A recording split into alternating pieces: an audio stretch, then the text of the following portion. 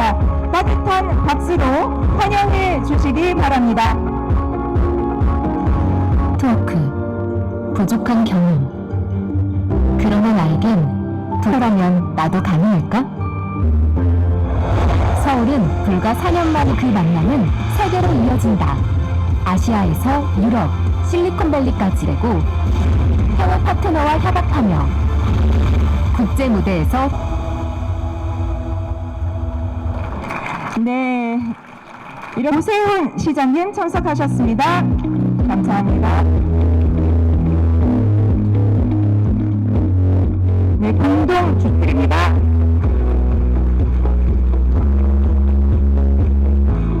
많은 분들이 함께 해주셔서 정말 반갑습니다.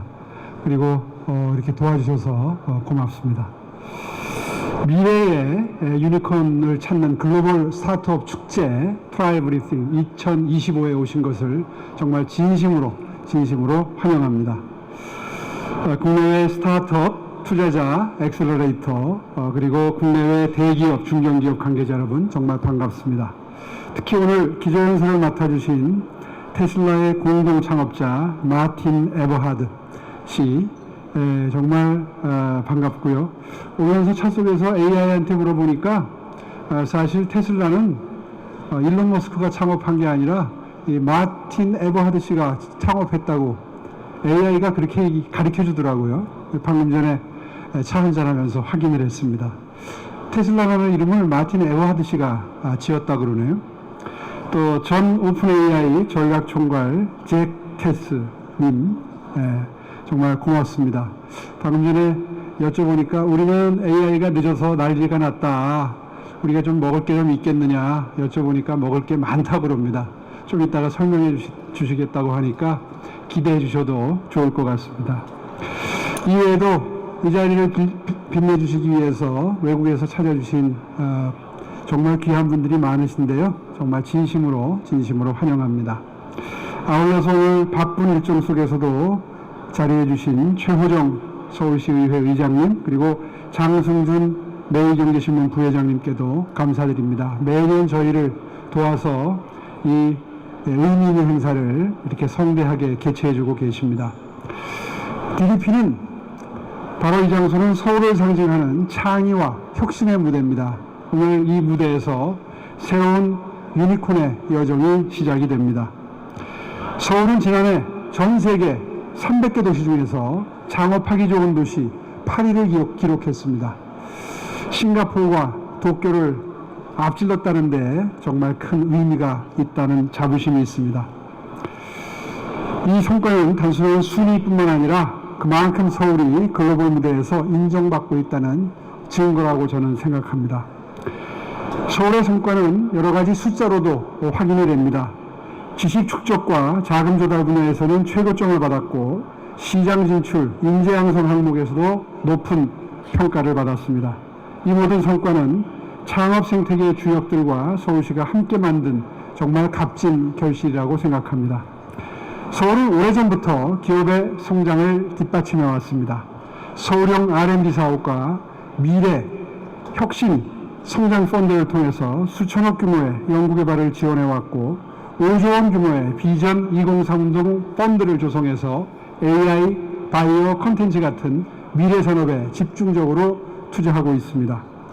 토스, 리벨리온, 퓨리오사 같은 기업들이 서울의 지원을 발판 삼아서 유니콘으로 성장했습니다. 제2의 토스, 제2의 퓨리오사의 탄생을 위해서 서울 전역에 산업별 창업 거점을 조성하고 있습니다. 서울 전역이 곧 산업의 지도가 되고 있습니다. 홍무는 바이오와 양자, 양재는 인공지능, 여의도는 핀테크, 수서는 로봇, 상암은 컨텐츠, 연구에서 실증, 투자와 네트워킹까지 도시 전체가 거대한 스타트업 인큐베이터로 진화해 나가고 있습니다. 서울은 스타트업의 스케일업을 위한 엔진을 본격적으로 가동하고 있습니다. 지난 몇 년간 수많은 대기업과 중견기업들이 스타트업과 함께 오픈 이노베이션을 추진했고 곧 투자와 매출 성장으로 이어졌습니다. 스타트업이 세계 시장에 안착할 수 있는 발판도 마련했습니다. 스페인, 독일에서 이미 서울 스타트업들이 검증을 마쳤고 투자까지 끌어오면서 뒤에서 보시는 바와 같은 값진 성과도 거두고 있습니다. 하지만 서울은 여기에 머물지 않겠습니다. 앞으로 스타트업이 더 크고 빠르게 도약할 수 있도록 세 가지 전략을 마련했습니다. 첫째, 글로벌 진출을 가속화하겠습니다. 서울은 해외 거점을 2030년까지 20곳으로 늘려서 매년 300개 기업이 세계 시장에 나아갈 수 있도록 돕겠습니다. CES, 슬러시 같은 글로벌 무대와도 적극 협력해서 스타트업이 세계 투자자와 직접 만나는 기회를 만들어 가겠습니다. 둘째, 오픈 이노베이션을 확장하겠습니다. 디지털 대변혁 시대에 상당수의 대기업은 스타트업들과 협업에 적극적으로 나서고 있습니다. 그러나 인력 부족, 정보 부족의 이유로 중견기업들은 오픈 이노베이션에 소극적일 수밖에 없었습니다. 이제 대기업만이 아니라 중견기업도 스타트업과 협력해서 새로운 기회를 만들 수 있도록 전용 플랫폼과 맞춤형 프로그램을 운영하도록 하겠습니다. 셋째, AI 미래 산업을 집중 육성하겠습니다. 서울은 5천억 규모의 서울 비전 2030 펀드를 신설해서 AI 스타트업 투자를 본격화합니다. 또 매년 1만 명의 AI 인재를 길러내겠습니다.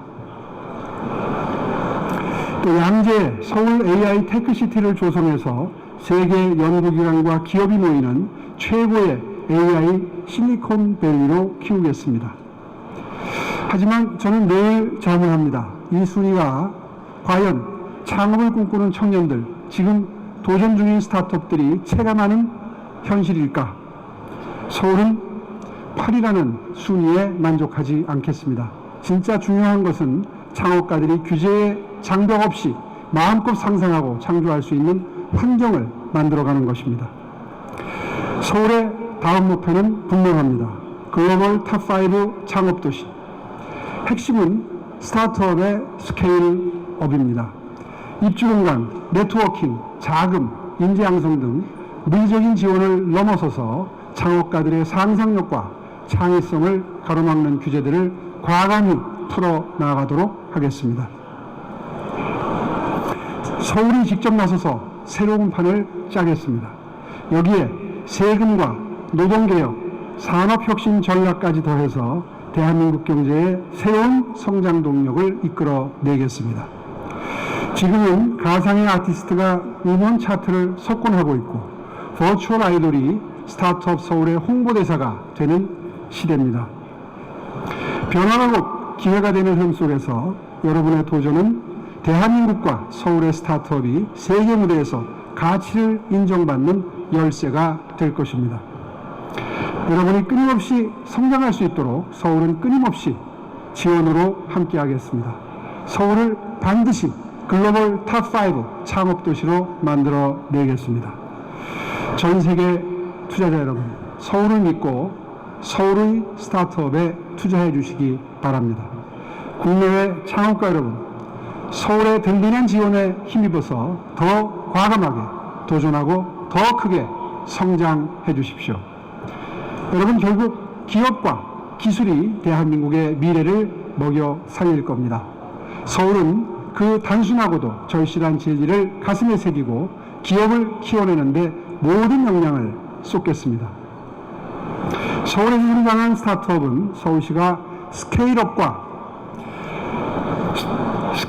글로벌 진출까지 끝까지 책임지고 돕겠습니다. 10년 뒤 이 자리에 유니콘 CEO로 다시 서실 여러분들을 기대하겠습니다.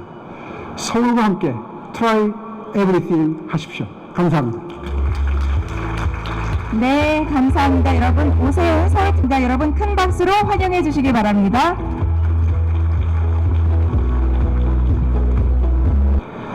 트라이 에브리띵은 창업 생태계를 촉진하고 글로벌 혁신을 가속화하기 위해 2020년부터 매년 매일경제와 서울시가 주최하는 글로벌 스타트업 축제입니다. 지난해 트라이 에브리띵 미더업 프로그램에서 총 5,000건이 넘는 미더업이 진행돼 약 1,500억 원의 투자 유치 성과를 거두는 등 명실상부 대한민국 대표 스타트업 이벤트로 발돋움했습니다. 올해 제7회 Try Everything의 주제는 Deep Dive, Fly High입니다. 깊이 파고들어야 더 높이 날아올 수 있다는 의미처럼 이번 행사가 우리 스타트업들이 잠재력을 폭발시켜 세계 무대로 도약하는 계기가 되기를 바랍니다. 오늘 기조 강연에는 테슬라 공동 창업자인 마틴 에버하드와 전 오픈AI 임원인 잭 카스가 함께합니다. 전기차 혁명과 AI 혁신이 최전선에 있었던 두 거장이 한국 스타트업 생태계에 전할 인사이트에 벌써부터 가슴이 뛰는데요. 뿐만 아니라 두바이의 DMCC 아흐마드 빈 슐라임 대표, 아이언클레드의 제이슨 보헤미그 CEO, 파이브 글로벌 100의 크리스틴 차이 대표 등 글로벌 비즈니스 리더들이 우리 스타트업과 소통하기 위해 직접 서울을 찾았습니다. 이들과의 교류를 통해 새로운 기회와 가능성을 발견하는 귀중한 시간이 되기를 기대합니다. 올해 행사는 미더, 오픈 이노베이션 쇼케이스, 글로벌 리더 강연, 스타트업 IR 피칭 등으로 구성이 됐습니다. 특히 미더 프로그램은 지난해보다 3배 확대돼 글로벌 투자 기관과 대기업, 국내 주요 VC가 참여합니다. 또 올해 행사부터는 현장 실시간 매칭 시스템을 도입해 스타트업과 투자자가 즉시 연결될 수 있도록 했습니다. 이번 행사가 서울이 글로벌 탑5 창업 도시로 도약하는 데 중요한 디딤돌이 되리라 확신합니다. 에어비앤비와 드롭박스, 레딧과 같은 세계적 스타트업을 발굴하고 육성한 실리콘밸리의 멘토 폴 그레이엄은 스타트업은 본질적으로 호기심을 따라 깊이 파고드는 과정이라고 말을 했습니다. 바로 그 깊이가 여러분들을 더 높게 날게 할 것입니다.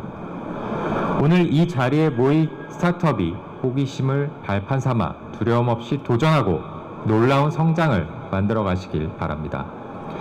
매경 미디어 그룹도 여러분의 여정을 진심으로 응원하겠습니다. 감사합니다. 네, 기분이 좋았습니다. 제가 살면서 트라이 에브리띵을 많이 해보지 것들이 한국에서 많이 빛났으면 좋겠습니다.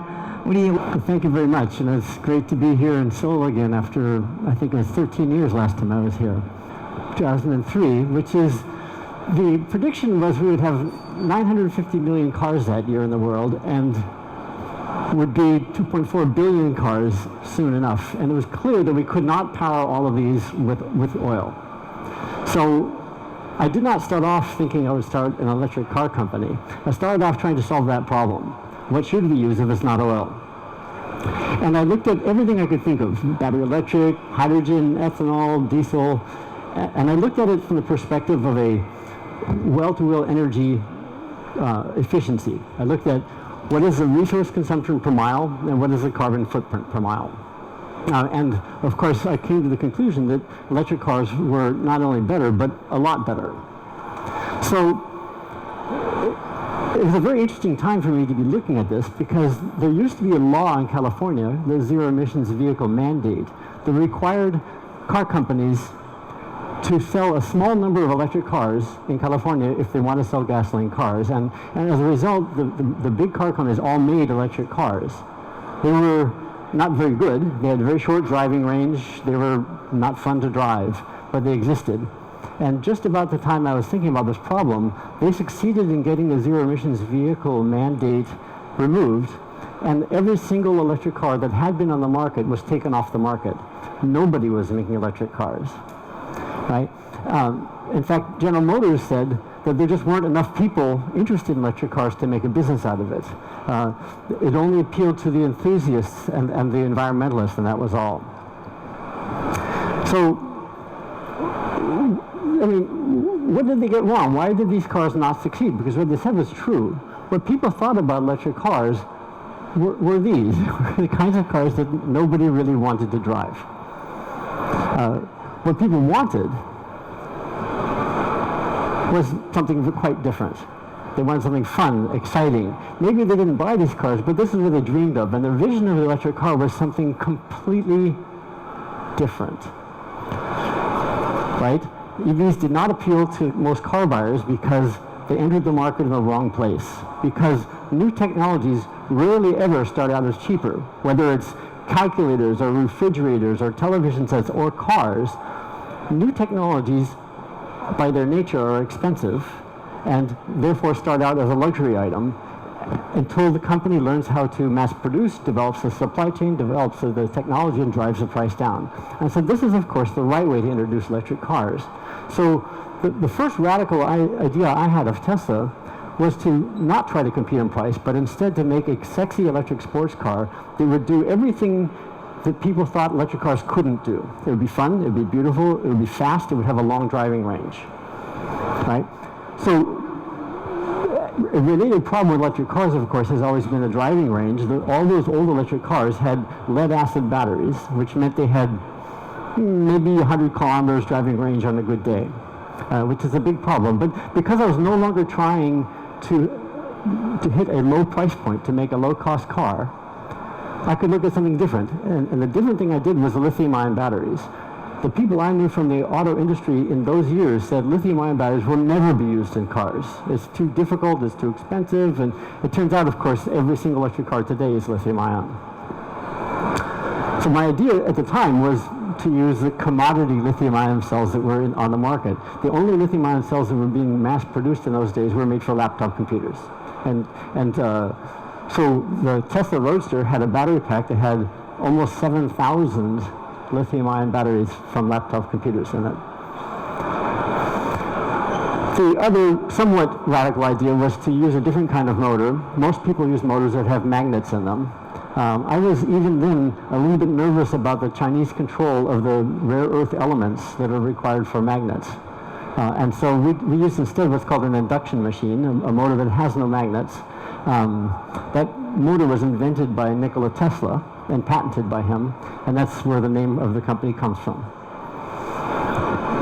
So with these crazy ideas, I incorporated the company in July of 2003. There were 2 employees of the company. That's me with maybe a little less gray hair. The other half of the company is on the other side of the camera in this picture. He's taking my picture. So we began with a technology feasibility study, most importantly looking at battery technology. Could I in fact manage to build a battery pack with 7,000 cells in them and control them in a way that was safe and reliable? We also began a styling study. What should the car look like? And we had actually, that Christmas, we had a beauty contest amongst 4 different designers gave us proposals. And the winner was a designer from Lotus Design in England. We began building clay models. This is about this big, this car. And we opened an office in the United Kingdom next to Lotus's factory because they were our partner to build that car, and I could then work more closely with them. The clay model was completed, and that picture didn't work. And then started to build a full-size clay model. And when you're all done, this actually looks like a car, but that's actually a big lump of clay. We also did aerodynamic studies and worked on the drivetrain, getting everything working. And by September 2005, we had a mule that would run. This is drivable, and eventually got a body on it, but it's not a production car yet. And shortly thereafter, we built a fiberglass mock-up of our car. So that's really the ultimate prototype. And that car actually drove, and it was in a movie. And in the meantime, we're figuring out how to build the real car. And by 2006, we had a real prototype car. This is exactly like a production car, except that a lot of it is handmade. 2006, in July, we first showed the car to the public.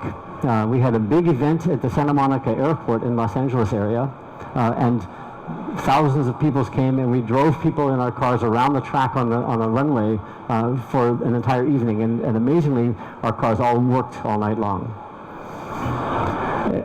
By August, we tore up the clay model. It was sad to see. And in the meantime, we opened up a plant in Taiwan to manufacture our motors, and we opened an office in Michigan so that I could hire automotive engineers from the automotive industry, most particularly with the understanding of crash dynamics. We took a car up into the Arctic Circle in Sweden so that we could do some cold weather testing and aligning our anti-lock brakes and so on. And the crash testing was super exciting. And finally, this is kind of funny, goes backwards here.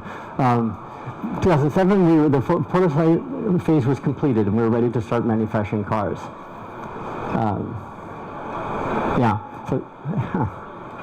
Sorry.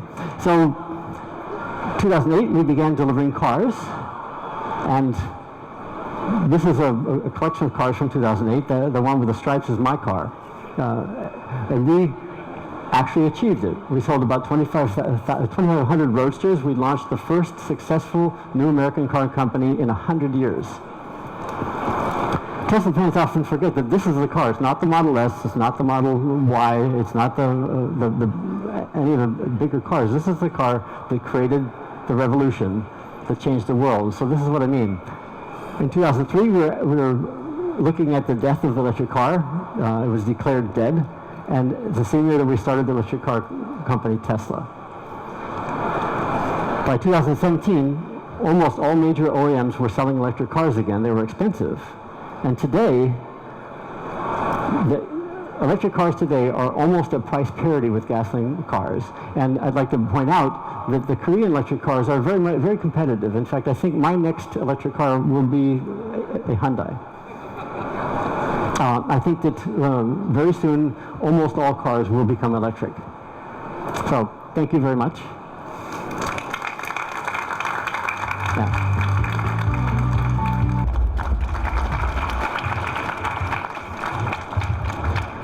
Because I have become pretty obsessed over the last 5 years with the relationship between human and machine, and in particular now the relationship between society and machine. Now, before I talk about societal thresholds, we should talk about what we're doing. What is actually the pursuit of AI? Right now, we are building machines that possess human intellectual equivalence and soon superiority. That is something that we are getting quite good at. Right now, in the last 5 years, we've observed a near parabolic improvement in what the machines are capable of doing, going from product recommendations to novel science support. But somehow, even more important than how good the machines are getting, in my opinion, is this: how inexpensive the machines are getting. Somehow, more importantly, and lost, I think, on most people, is the rapid decline in inference cost. Some of this, of course, was sparked by DeepSeek's R1 in January this year, but what we are seeing right now is a precipitous decline in the cost to actually run the models, to use the technology. And I care about this for a lot of reasons. One, I care about this because any time in history we've observed a critical resource decline in cost this much, there has been a very good economic outcome. Water, foodstuffs, electricity, the internet, these all followed the path from scarce to abundant, and good things happen. And the other reason I care about this, it's the best evidence we have that AI is approaching utility or commodity. Outside of the frontier models, people will have access to the best technology at exceptionally low cost. And that, I think, means this. I think that the world will soon have access to unmetered intelligence. This is the biggest idea that I could sell you today, and I have only 15 minutes. So instead of talking to you about all that it is, let me tell you what it is not. Unmetered intelligence is not universal brilliance. This does not mean that everyone in the world will be smart. It means that everyone in the world will have access to brilliance, and what we do with it will be up to us.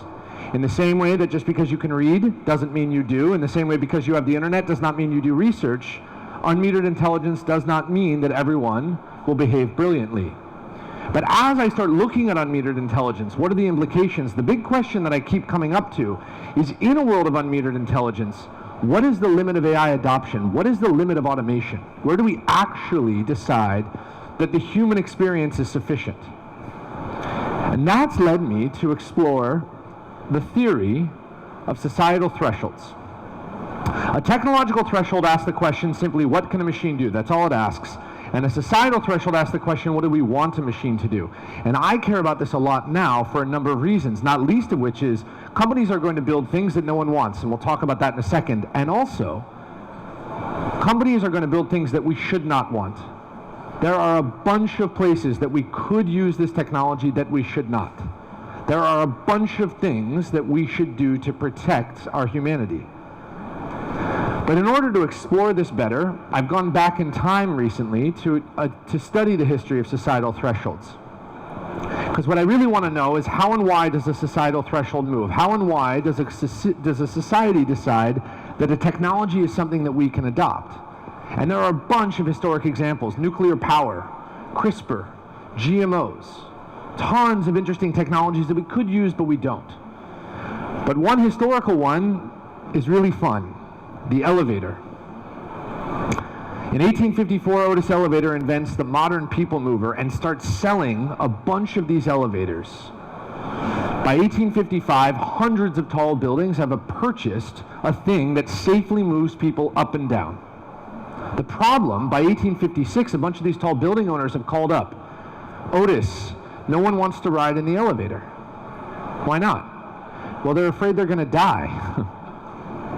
So Otis has a problem. He's met the technological threshold. He has built a machine that can safely move people up and down a building, but he hasn't met the societal threshold. He hasn't convinced people that they should use it. So he goes back to the drawing board and comes up with 3 ways he thinks he can convince people to use his elevator. The first, he puts a mirror in the back of every elevator. So when you get in, you'll be a little distracted by your own image. The second, he puts music in every elevator, so when you get in, you'll be a little entertained.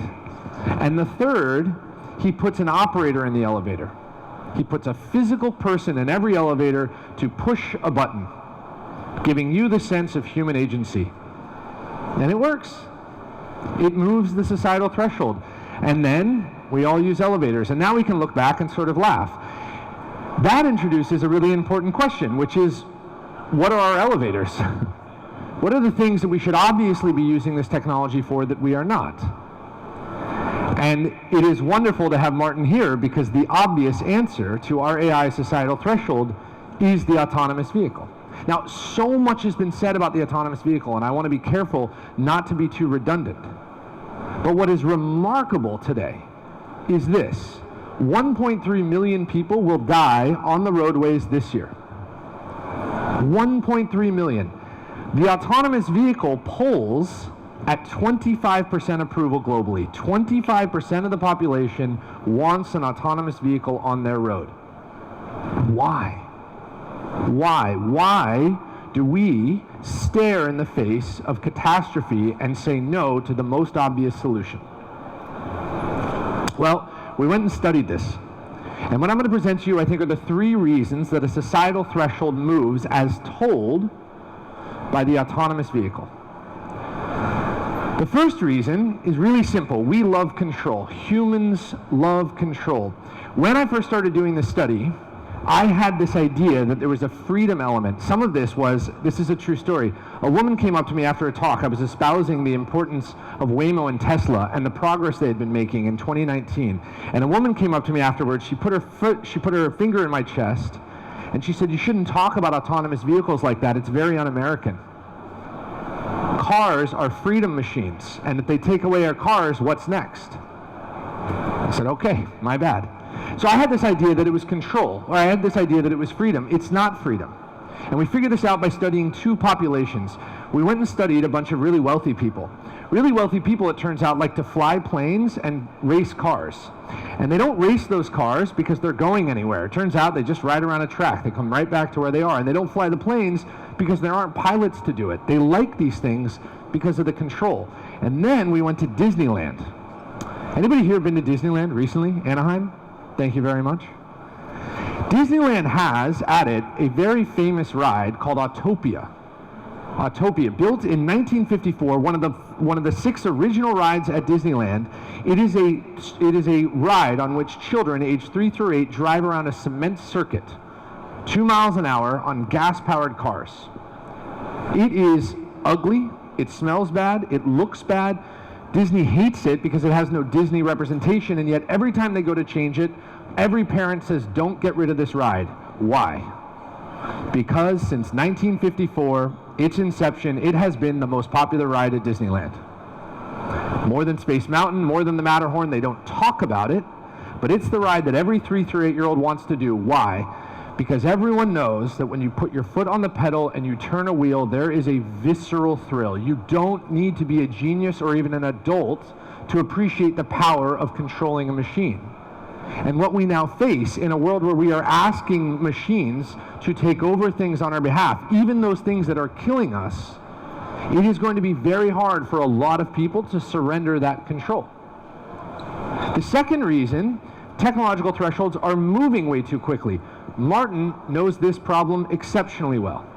When I started doing this research in 2019, autonomous vehicles were not that good. When I started talking about this problem in 2015, it was a pie in the sky, and they were decidedly dangerous. By 2019, they were good, but not great. Human drivers were still better in a lot of conditions. Then something happened. By the time we finished the study, autonomous vehicles had gotten exceptionally good. Guess how much that moved the polls?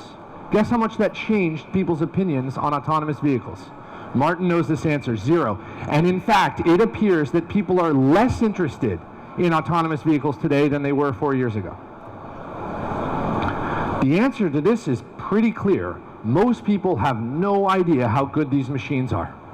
Outside of Pittsburgh and Phoenix, San Francisco, Austin, a few places around the world, most people have never seen an autonomous vehicle. Fewer people yet have been in one. And they have no idea this technology has actually progressed to a place where we want it. And I understand this problem exceptionally well because I spoke at a medical conference 2 months ago espousing the progress of imaging in radiology pathology. And when I was done, a radiologist in a crowd of 2,000 people stood up, raised his hand, and he said, "You shouldn't talk about it that way. Radiology pathology is still not very good with computer vision." And he cited a study from December 2024. And I had to say, "Sir, I'm sorry to embarrass you, but that study is old. Radiology pathology, as of last month, is in fact now a solved problem for every scan except the cardiology chest scan." If a radiologist does not know that his industry has been turned over by technology, what chance does the average person have? That is a huge problem as we build these applications, helping people go through the journey so that the societal threshold can catch up to the technological progress. But the last reason is the most important. It's the one that I cannot stop staring at, and it's the one that I think we will talk about basically forever. Humans have an exceptional tolerance for machine failure, and we have none for human failure. Humans have an exceptional tolerance, thank you, Martin, have an exceptional tolerance for human failure, and we have none. Exceptional tolerance for human failure and none for machines. This is the problem. This is why we can watch a Tesla crash on autopilot and declare the whole program a failed state. We can watch a Waymo swerve off the road and declare everything to be shut down. But when a drunk driver causes a huge car pileup, we go, "Oh, that's just the cost of doing business. That's just how it goes." This is a huge problem. This is a weird problem, and I don't have a bunch of solutions, but I have 2 proposals. The first, humans believe that mechanical failure is systemic failure. When we see a Tesla crash, our assumption is all Teslas were crashed. In fact, the opposite is true. We can solve mechanical problems systemically. Humans do not possess this quality. We fail every day in the exact same way over and over and over, collectively and individually. Getting older is just getting a little bit wiser such that you're failing a little bit less. That's all it is. The second reason is even more fascinating, in my opinion. We have no empathy for machines. We are very willing to watch each other try and fail. We are very willing to say, "That's okay, you did your best." We make movies about a lot of Olympic failures. But when your washing machine breaks, you're like, "All right, time for a new one. Get this piece of crap out of here." This is an interesting phenomenon, and I actually think one that we should embrace.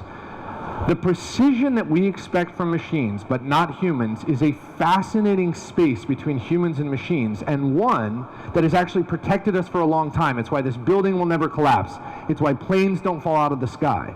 but it is going to set a very high boundary for our adoption of machines, especially in cases where they can save our lives. Thank you so much. I will ask you for a pose of cross your hands and hold each other's hands as a symbol.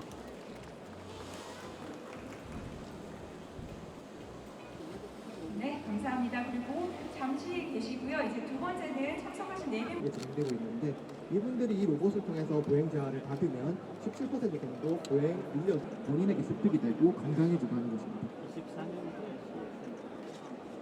스타트업 지원 프로그램으로 2015년에 출범하여 올해로 11년 증명사의 협업 글로벌 진출들을 지원하고 있고요. 지금 510년 저희 신한금융그룹과 협업을 활발하게 진행하고 있는 유망 벤처기업 500